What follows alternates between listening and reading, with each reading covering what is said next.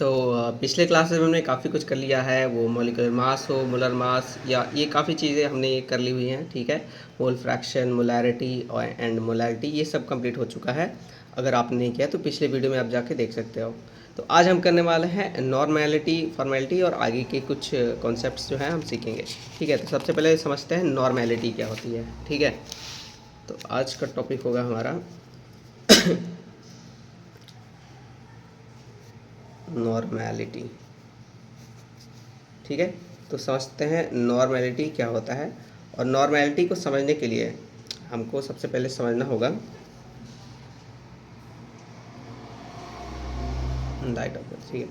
Normality को समझने के लिए कुछ अदर टर्म्स को भी हमें समझना होगा, तब हमें समझ आएगा। तो देखो, नॉर्मेलिटी स्पेशली जो है ये बनाया गया है किसके लिए, एसिड या फिर बेस के कंसंट्रेशन के लिए नॉर्मेलिटी का कॉन्सेप्ट आया है, ठीक है। इसमें होता क्या है कि हमको मेन कंसंट्रेशन मतलब होता है H प्लस आयन और OH प्लस आयन से, और किसी से मतलब नहीं होता है। इसको समझने के लिए दो तीन चीज़ें पहले हमको समझना होगा, ठीक है। तो सबसे पहले एक होता है हमारा कॉन्सेप्ट जिसको हम बोलते हैं एन फैक्टर, ठीक है। एन फैक्टर, तो देखो एन फैक्टर क्या होता है, ये होता है नंबर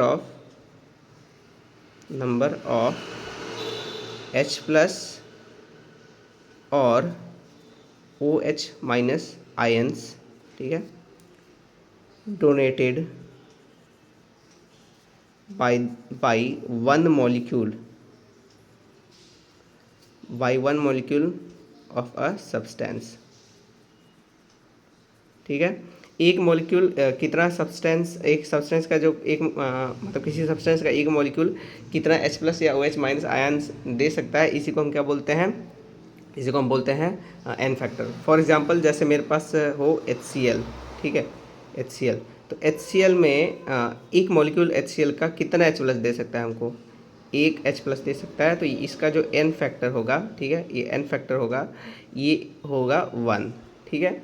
लेकिन मान लो अगर हमारे पास ये एसिड हो H2SO4, तो अब इसमें ध्यान से देखो, इस एक मॉलिक्यूल में 2H आयंस हमें मिलेंगे, तो यहाँ पे हमको मिलेंगे 2H प्लस आयंस, ठीक है। जब 2H प्लस आयन मिलेंगे तो यहाँ पे इसका एन फैक्टर क्या हो जाएगा, ये हो जाएगा 2, ठीक है। ऐसे ही अगर ये एसिड हुआ हमारा H3PO4, ठीक है, तो इसमें 3H प्लस आयन निकल जाएंगे, इसलिए इसका एन फैक्टर क्या हो जाएगा 3। तो बेसिकली कितने H प्लस आयंस या कितने OH माइनस आयंस रिलीज हो सकते हैं एक मॉलिक्यूल से, ठीक है, वही इसका उस मॉलिक्यूल का या उस सब्सटेंस का एन फैक्टर हो जाता है। अगर मैं बात करूँ कुछ बेसिस की, तो जैसे मेरे पास है NaOH, अगर तो बताओ NaOH में कितने OH आयंस निकल सकते हैं, OH माइनस आयन निकल सकते हैं, एक OH माइनस आयन निकल सकता है यहाँ से, ठीक है, Na प्लस और OH माइनस। तो यहाँ पे एन फैक्टर हमारा क्या हो जाएगा, ये हो जाएगा 1, ठीक है। लेकिन अगर ये हमारे पास ये एसिड हो, क्या हो मेरे पास, ऐसे दो वाले कौन से हो सकते हैं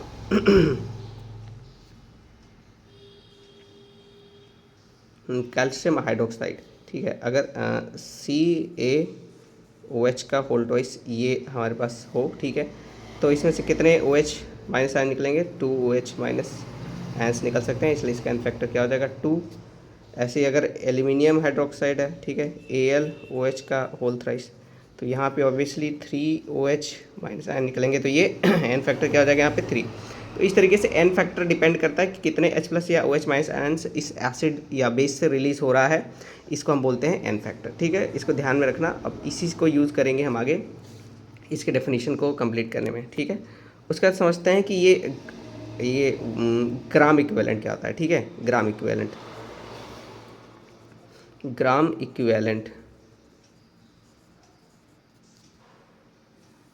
तो समझो, 1 gram equivalent,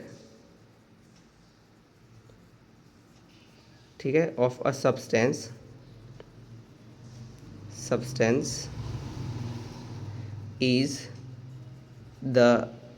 is the mass of substance taken in grams that can provide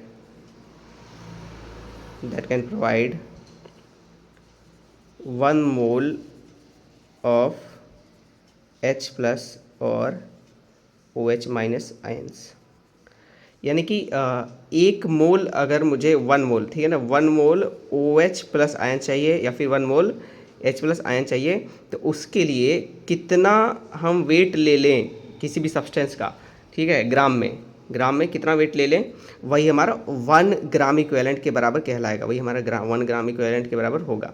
ठीक है, जैसे फॉर एग्जांपल मैं यहाँ पे बात करूँ अगर HCl की, तो इसमें देखो ये एक H प्लस आयन देता है, ठीक है, तो इसलिए कितना ग्राम में ले लूँगा कि मुझे 1 मोल H प्लस आयन मिलेगा। तो 1 मोल H प्लस आयन हमारा जो है 1 मोल H प्लस आयन के लिए हमको ये समझो कि एक मोल H प्लस आयन जो है क्योंकि देखो HCl जो है HCl ये एक H प्लस आयन दे रहा है 1 मॉलिक्यूल, ठीक है, तो इसका जो 1 मोल HCl होगा यानी कि 6.022 इंटू 10 के पावर 23 मोल या पार्टिकल्स, इतने मॉलिक्यूल से इतने पार्टिकल्स होंगे, तो ये 1 मोल HCl हो जाएगा। ठीक है, ये हमारा 1 मोल HCl के बराबर हो जाएगा। तो ये एक मॉलिक्यूल जब एक H प्लस दे रहा है तो इतने मॉलिक्यूल इतने H प्लस ही तो देंगे एग्जैक्टली, यानी कि एक से एक मिल रहा तो 6.022 इंटू 10 के पावर 23 से 6.022 इंटू 10 के पावर 23 ही तो मिलेंगे। तो यानी कि 1 मोल अगर मैंने HCl लिया है तो उससे मुझे H प्लस आयंस भी 1 मोल ही मिलेंगे। ठीक है, 1 मोल ही मिलेंगे। अगर मैंने 1 मोल HCl लिया है तो 1 मोल HCl लिया है तो वहाँ से H प्लस भी क्या मिलेंगे, 1 मोल ही मिलेंगे। ठीक है, तो उस हिसाब से कितना ग्राम लेना चाहिए मुझे HCl का, H का होता है 1 और Cl का 35.5 यानी बेसिकली 36.5 अगर मैं ग्राम ले लूँ, ठीक है, 30 इतना ग्राम अगर मैं वेट ले लूँ तो इसमें मुझे 1 मोल H प्लस मिल जाएगा। तो बेसिकली ये इतना वेट जो है वही हमारा 1 ग्राम इक्विवेलेंट ऑफ HCl हो जाएगा, 1 ग्राम इक्विवेलेंट ऑफ HCl हो जाएगा, जो कि कितना होगा 36.5 ग्राम ऑफ HCl के बराबर होगा। ऐसा हो जाए। चलो दूसरा करते हैं। मान लो अगर मैं इस बात करूँ किसकी, H2SO4 की, ठीक है, H2SO4 की, तो H2SO4 में H2SO4 में बताओ 1 मोल कितना देगा H प्लस मुझे, ये 2 मोल H प्लस देगा। ठीक है, 1 मोल 2 मोल H प्लस देगा। तो लेकिन मैं चाह रहा हूँ कि क्या कि 1 मोल H प्लस कितना वेट में मुझे मिले, तो 1 मोल का वेट कितना होता है H प्लस H2SO4 का, वो निकाल लेते हैं। ठीक है, 2 प्लस सल्फ़र का वेट होता है 32 प्लस ऑक्सीजन का 16 होता है, 4 इंटू 16। ठीक है, इसको सॉल्व कर लेते हैं। 2 प्लस 32 प्लस ये कितना हो जाएगा 64। ठीक है, सबको ऐड करने के बाद ये हमारा आ जाएगा 98 ग्राम। ठीक है, तो 98 ग्राम में मुझे 2 मोल H प्लस मिल रहे हैं। कितने मिल रहे हैं, 2 मोल H प्लस मिल रहे हैं। कितने में, 98 ग्राम में। तो 1 मोल H प्लस कितने में मिलेगा मुझे, 1 मोल H प्लस कितने मिलेगा, तो ये मुझे मिलेगा 1 मोल H प्लस ऑब्वियसली 49 ग्राम, यानी आधे वेट में मुझे 1 मोल H प्लस मिल जाएगा। तो यही 49 ग्राम अगर मैं ले लूँ तो ये मेरा 1 ग्राम इक्विवेलेंट ऑफ H2SO4 हो जाएगा। ठीक है, तो मैं ऐसे कह सकता हूँ कि 49 ग्राम ऑफ H2SO4, ठीक है, is equal to 1 gram equivalent of H2SO4। ठीक है, इसको ऐसे लिख सकते हैं। समझ में आया, इजी है। अगर 98 ग्राम में मुझे मिल रहा है क्या, 1 मोल H प्लस निकल रहा है, तो उससे हम क्या लिख सकते हैं कि जो 49 ग्राम H2SO4 है वो बेसिकली कुछ और नहीं 1 ग्राम इक्विवेलेंट ऑफ H2SO4 है। अगर मान लो मैं 98 ग्राम ले लूँ, ठीक है, ऑफ H2SO4, तो ये हमारा 2 ग्राम इक्विवेलेंट के बराबर हो जाएगा, 2 ग्राम इक्विवेलेंट के बराबर हो जाएगा। ठीक है, समझ में आ रही है बात, सिंपल है। ठीक है, इसको इजी भी है निकालना, ग्राम इक्विवेलेंट हमारा निकालना इजी भी है। ठीक है, सिंपली क्या करते हैं, जैसे इक्विवेलेंट वेट हो जाता है, equivalent weight is equal to क्या होता है, ये होता है molar mass divided by n factor. इसी को तो हमने यूज़ किया था ना। देखो मोलर मास कितना होता है H2SO4 का 98, n फैक्टर कितना होता है 2, तो यहाँ से हमको ये निकल गया क्या, इक्विवेलेंट वेट जो कि 49 ग्राम हो जाएगा। और ये इक्विवेलेंट वेट ही किसके बराबर होता है, 1 ग्राम, ठीक है, 1 ग्राम इक्विवेलेंट के बराबर होता है, ठीक है ऐसे। तो मान लो अगर मैं 98 ग्राम H2SO4 को डिसॉल्व कर रहा हूँ, ठीक है, 1 लीटर सॉल्यूशन में, तो हमारा नॉर्मेलिटी क्या हो जाएगा, इसको हम कैलकुलेट करेंगे, ठीक है। तो अभी तक मैंने नॉर्मेलिटी का डेफिनेशन नहीं बताया था, अब बता देता हूँ। नॉर्मेलिटी जो होता है वो किसके बराबर होता है? नॉर्मेलिटी होता है, एक सेकेंड, हाँ, तो नॉर्मेलिटी होता है किसके बराबर, ये होता है नंबर ऑफ ग्राम इक्विवेलेंट्स, ठीक है, divided by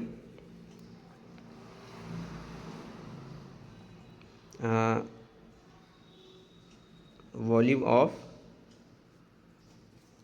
solution in litres, ठीक है।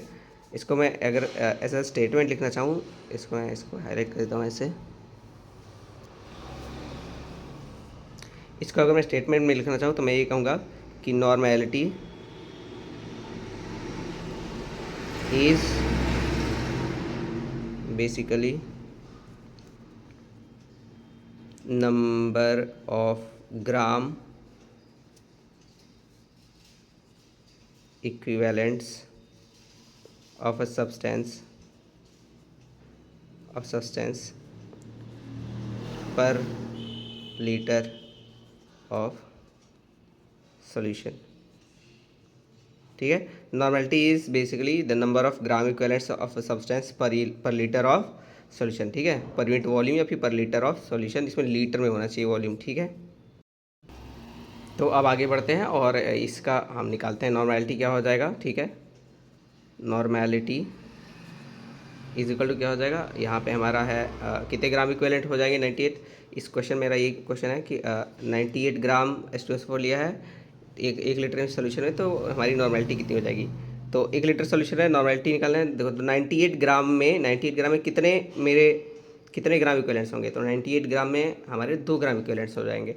तो इसलिए यहाँ पे हमारा ग्राम इक्विवेलेंट के जगह पे ये नंबर ऑफ ग्राम इक्विवेलेंट्स कितने हो जाएंगे, ये हो जाएगा 2, ठीक है। और वॉल्यूम हमारा क्योंकि 1 लीटर में डिजॉल्व किया है तो ये हमारा क्या हो जाएगा 1। तो बेसिकली जो हमारा इस नॉर्मेलिटी आएगा वो आ जाएगा 2N के बराबर हमारा नॉर्मेलिटी हो जाएगा, ठीक है। मान लो अगर मैं 98 ग्राम डिज़ोल्व कर रहा हूँ कितने में, ये मैं 200 ml में अगर डिज़ोल्व करता हूँ तो क्या होगा, तो देखो इसको ऐसे सॉल्व करेंगे, 98 ग्राम में कितने मेरे ग्राम इक्विवेलेंट्स हो जाएंगे, ये हो जाएंगे 2, ठीक है। तो नॉर्मेलिटी ये क्या हो जाएगा, ये हो जाएगा 2 डिवाइडेड बाई ये 200 ml है, सॉरी 2000 लिख दिया मैंने, 200 ml है, लेकिन इसको ml को लीटर में कन्वर्ट करने के लिए 1000 से ऊपर डिवाइड करना पड़ेगा, ऊपर मल्टीप्लाई करना पड़ेगा, मतलब 200 को ml है ना, ये ml में दिया हुआ है ना, इसको लीटर में कन्वर्ट करने के लिए ऊपर 1000 से मल्टीप्लाई करेंगे। सॉल्व करने पे देखो ये 2 0 से 2 0 गया, ये 2 से 2 गया, आंसर आ जाएगा 10N। इसकी नॉर्मेलिटी क्या हो जाएगी, 10 हो जाएगी, ठीक है। कम वॉल्यूम में डिज़ोल्व करेंगे तो नॉर्मेलिटी बढ़ जाएगी बेसिकली, ठीक है।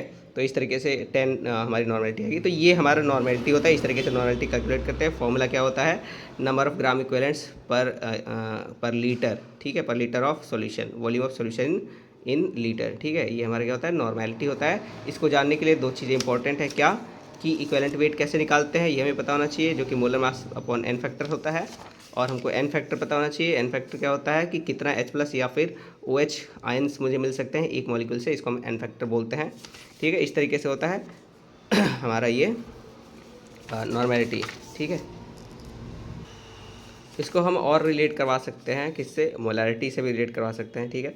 मान लो हमारे पास मोलैरिटी दी हुई है, ठीक है, मोलैरिटी दी हुई है और हमको क्या निकालना है, नॉर्मेलिटी, ठीक है। नॉर्मेलिटी निकालना है तो कैसे निकलेगा, तो ऐसे समझो, मोलैरिटी बेसिकली क्या होता है, ये होता है नंबर ऑफ मोल, ठीक है, number of moles per unit volume, ठीक है, वॉल्यूम इन लीटर। अब ध्यान समझो, देखो ये भी इन वॉल्यूम इन लीटर है पहले से, और ये भी वॉल्यूम इन लीटर है पहले से, तो नीचे की चीज़ तो सेम ही है, बस न्यूमरेटर में डिफरेंस है क्या, इसमें ग्राम इक्विवेलेंट्स है और इसमें मोलर मास है, ठीक है। ये नंबर ऑफ मोल्स है या टोटल कितने नंबर ऑफ मोल्स है वो है, ठीक है। तो अगर मान लो मैं 2 मोल या 1 मोल अगर मैं H2SO4 लूँगा, 2 मोल 1 मोल H2SO4 लूँगा एक, ठीक है। ऐसे समझो कि अगर H2SO4 मैंने 1 मोल लिया है, ठीक है, 1 लीटर में, तो ऑब्वियसली इसकी मोलरिटी क्या हो जाएगी 1, ठीक है ना। H2SO4 जैसे है, इसका मैंने 1 m सोल्यूशन लिया है, तो यानी कि उस सोल्यूशन में 1 लीटर में 1 मोल H2SO4 मुझे मिलेगा। तो अगर H2SO4 1 मोल है तो उस हिसाब से मेरा ग्राम इक्विवेलेंट कितना होना चाहिए, ग्राम इक्विवेलेंट कितना होना चाहिए, ये तो 2 हो जाएगा, क्योंकि 1 मोल में तो क्या 2 H प्लस निकलते हैं ना, 2 मोल H प्लस निकलते हैं, तो उस हिसाब से ग्राम इक्विवेलेंट क्या हो जाएगा 2। तो हमको ज़्यादा कुछ नहीं करना है, इस ऊपर में अगर मैं 2 से मल्टीप्लाई कर दूँ या n फैक्टर से मल्टीप्लाई कर दूँ, तो ये जो पूरा पूरा पार्ट है, ठीक है, नंबर ऑफ मोल्स में अगर मैं इससे n फैक्टर से नंबर ऑफ मोल्स में अगर मैं n फैक्टर से मल्टीप्लाई कर दूं, तो ऑब्वियस सी बात है ये मेरा क्या कन्वर्ट हो जाएगा, ये ग्राम इक्विवेलेंट में कन्वर्ट हो जाएगा। समझ के देखो, ग्राम इक्विवेलेंट में कन्वर्ट हो जाएगा। यही तो हम भी कर रहे थे यहाँ पे। देखो 98 ग्राम क्या है, 1 मोल है, ठीक है। अब उस 1 मोल में मैंने क्या कर दिया, n फैक्टर से मल्टीप्लाई कर दिया। n फैक्टर क्या था, 2 था इसका, तो ये मुझे 2 ग्राम इक्विवेलेंट मिल गया, ठीक है ना। यहाँ पे भी देखो ऐसे कि मोलर मास नहीं, ये अलग चीज़ है। कुल मिला के ये समझो कि अगर मैंने नंबर ऑफ मोल्स में 1 मोल में, बताओ 1 मोल में 2 H प्लस मिल रहे हैं, तो मान लो 10 मोल अगर होंगे यहाँ पे, और मैं उसमें यहाँ पे 10 से मल्टीप्लाई करूँ तो ऑब्वियसली बात है ग्राम इक्विवेलेंट मेरा आ जाएगा, ठीक है ना। मोलर मास में ये मल्टीप्लाई करें तो ग्राम इक्विवेलेंट आ जाएगा, ठीक है। कहीं और अगर जगह है तो मैं वो लिख देता हूँ। चलो ठीक है, नेक्स्ट पेज पे करते हैं, ये लिख लेते हैं यहाँ पे gram equivalent is equal to number of moles, ठीक है, number of moles into n factor, ठीक है। तो यहाँ पे जो हमारा मोलैरिटी था, ठीक है, ये क्या था, नंबर ऑफ मोल्स अपॉन में वॉल्यूम इन लीटर। इसमें अगर मैं n फैक्टर से मल्टीप्लाई कर दूँ, इधर मल्टीप्लाई किया इधर भी करना पड़ेगा n फैक्टर, तो अब ये पार्ट मेरा क्या बन जाएगा, ये बन जाएगा ग्राम इक्विवेलेंट। ग्राम इक्विवेलेंट बन गया और नीचे क्या बनेगा, वॉल्यूम इन लीटर। तो बेसिकली ये फॉर्मूला किसका बन गया, नॉर्मेलिटी का। तो और इधर वाला हमारा क्या हो जाएगा, ये हो जाएगा n फैक्टर इंटू मोलैरिटी, ठीक है। तो हमको क्या पता चल गया कि नॉर्मेलिटी जो है वो है इज इक्वल्स टू क्या, मोलैरिटी इंटू n फैक्टर, ठीक है। Normality is equal to molarity into n factor. Simple ये फॉर्मूला हम एक याद कर सकते हैं। ये कन्वर्ट करने के काम आएगा किसको, नॉर्मेलिटी को मोलैरिटी में, मोलैरिटी को नॉर्मेलिटी में। मान लो अगर मुझे नॉर्मेलिटी पता है, मोलैरिटी निकालना है, तो नॉर्मेलिटी में n फैक्टर से डिवाइड कर देंगे, तो ये हमारा मोलैरिटी आ जाएगा। तो इन दोनों में आपस में रिलेशन है, नॉर्मेलिटी और मोलैरिटी में, ये यही वाला रिलेशन है। इसको आप याद कर लो, लिख लो कहीं पर, ठीक है। तो ये है।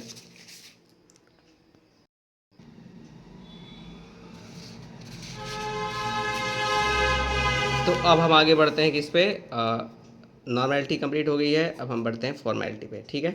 फॉर्मेलिटी देखो क्या होता है,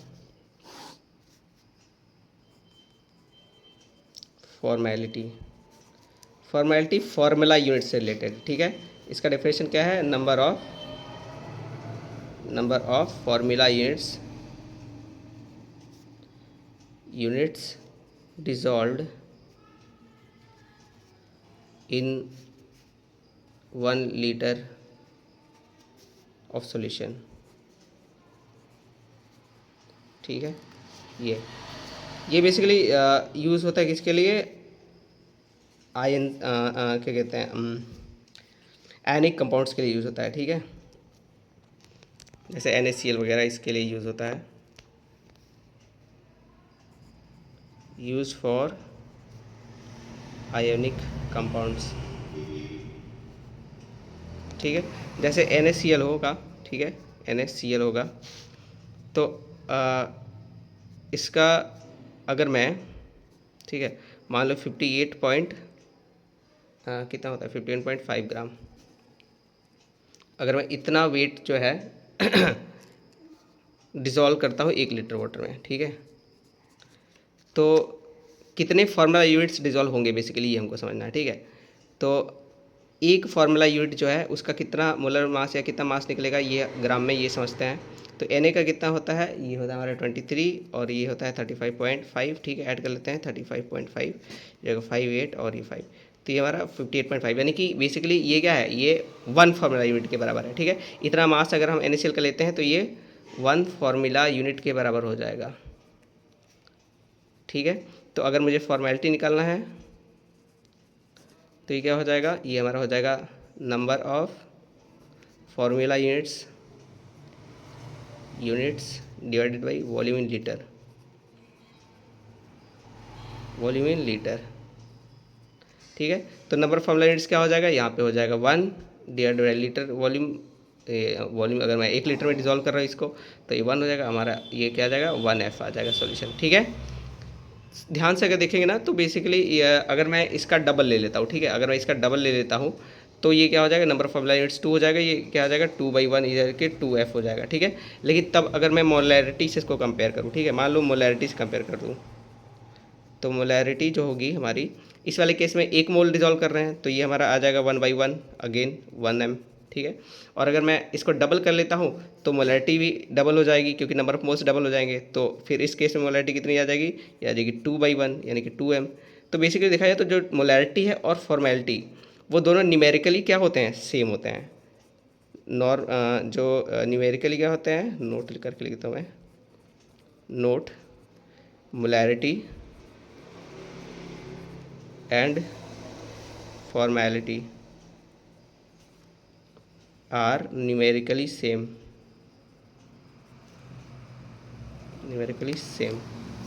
या इक्वल लिख सकते हो, इक्वल, ठीक है। न्यूमेरिकली सेम होते हैं ये, ठीक है ना। अगर इसका 2m आ रहा है तो इसको डायरेक्टली हम फॉर्मेलिटी में कन्वर्ट करना चाहेंगे तो 2f लिख देंगे, ठीक है।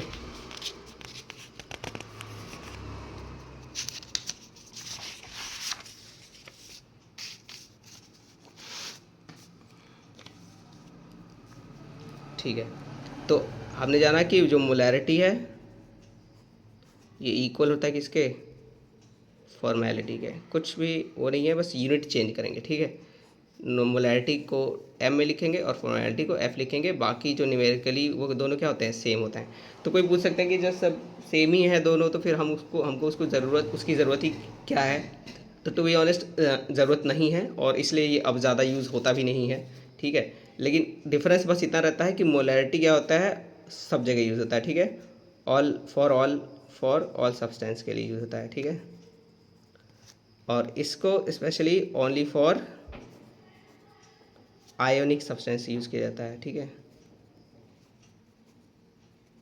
इसको खाली आयनिक सब्सटेंस के लिए यूज़ किया जाता है और इसको सभी सब्सटेंसेस के लिए यूज़ किया जाता है, इतना ही डिफरेंस है, बाकी न्यूमेरिकली ये सेम होते हैं।